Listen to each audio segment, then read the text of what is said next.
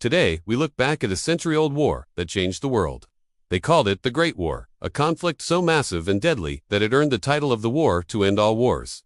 It was the first time in history that the entire world was at war, a global conflict that introduced modern industrial-scale warfare and left no nation or person untouched.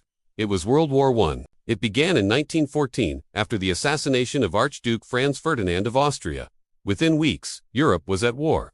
The two major sides were the Allies, a group that eventually included Britain, France, and Russia, and the Central Powers, a group led by Germany, Austria-Hungary, and the Ottoman Empire.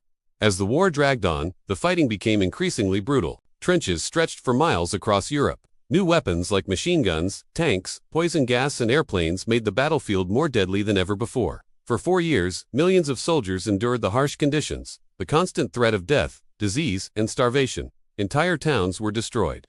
Civilians suffered from famine and displacement. Battles like the Somme, Verdun, and Gallipoli became symbols of unimaginable loss.